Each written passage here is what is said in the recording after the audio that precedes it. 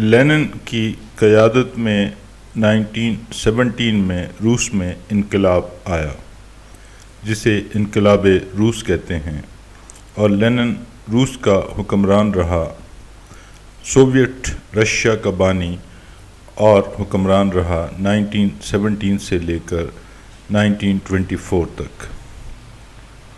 علامہ اقبال نے لینن کے حوالے سے کچھ نظمیں لکھی ہیں، اور آخر میں جو فرمان خدا فرشتوں کے نام اٹھو میری دنیا کے غریبوں کو جگا دو، کاخ امراء کے در و دیوار ہلا دو، وہ بھی اس سیریز کی نظموں میں شامل ہے۔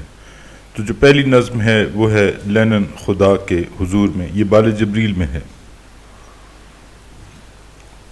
اے انفس و آفاق میں پیدا تیری آیات، حق یہ ہے کہ ہے زندہ و پائندہ تیری ذات۔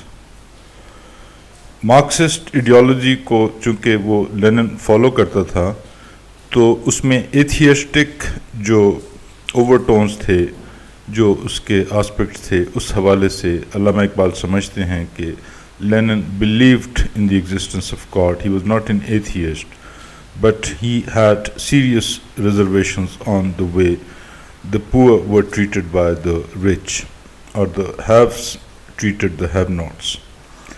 اے انفس و آفاق میں پیدا تیری آیات، حق یہ ہے کہ ہے زندہ و پائندہ تیری ذات۔ میں کیسے سمجھتا کہ تو ہے یا کہ نہیں ہے، ہر دم متغیر تھے خرد کے نظریات۔ محرم نہیں فطرت کے سرود ازلی سے، بینائے کواکب ہو کہ دانائے نباتات۔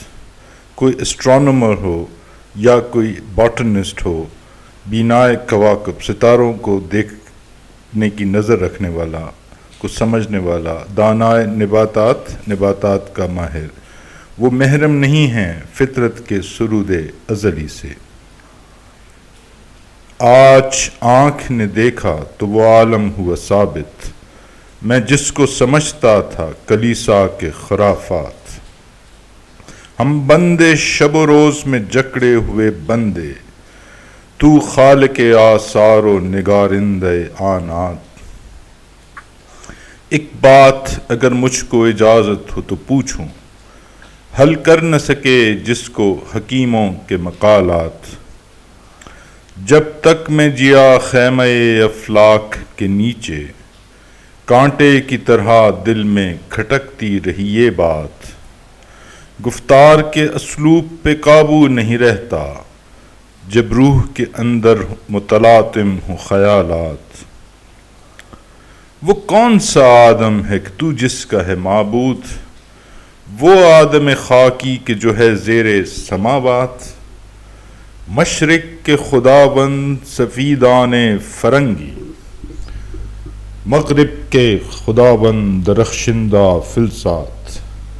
مشرق فرنگیوں کو، انگریزوں کو، مغرب کو، ویسٹ کو پوچھتے ہیں، اور مغرب کے جو خداوند ہیں ان کے لیے میٹر امپورٹنٹ ہے، میٹل امپورٹنٹ ہے، مادہ امپورٹنٹ ہے، مادیت پرستی جس کو کیپٹلزم بھی کہا جاتا ہے۔ یورپ میں بہت روشنی علم و ہنر ہے، حق یہ ہے کہ بے چشم حیواں ہے یہ ظلمات۔ یہ ظلمات ہیں، اندھیرے ہیں، حالانکہ وہاں پہ بظاہر روشنی علم و ہنر ہے یورپ میں۔ رانائی تعمیر میں، رونق میں، صفا میں، گرجوں سے کہیں بڑھ کے ہیں بینکوں کی عمارات۔ گرجوں، عبادت گاہوں سے بڑھ کر بینکوں کی عمارات نظر آتی ہیں، تعمیر کی رانائی میں اور رونق میں اور شان و شوکت میں۔ ظاہر میں تجارت ہے، حقیقت میں جوا ہے، سود ایک کا لاکھوں کے لیے مرگ مفاجات۔ وہ انٹرسٹ ڈریون سوسائٹی ہے، سود کے اوپر بیسڈ سوسائٹی ہے، جو کچھ لوگ کماتے ہیں اور بہت سارے لوگ اس کو لوٹتے ہیں، اور اگر اس کے خلاف کوئی بات کی جائے تو پھر کہا جاتا ہے کہ یہ مذہب سے روگردانی ہے۔ یہ علم، یہ حکمت، یہ تدبر، یہ حکومت، یہ ویسٹ کے علم کے حوالے سے وہ کہتا ہے، یہ علم، یہ حکمت، یہ تدبر، یہ حکومت، پیتے ہیں لہو، دیتے ہیں تعلیم مساوات، بیکاری اور یانیوں میں خاری و افلاس، کیا کم ہیں فرنگی مدینیت کی فتوحات۔ فرنگی جو سوکس ہیں، جو پولیٹکس ہیں، ان کی فتوحات کیا ہیں؟ انہوں نے بیکاری کو فروغ دیا، اوریانی کو فروغ دیا، میخاری کو فروغ دیا، اور غربت افلاس کو فروغ دیا۔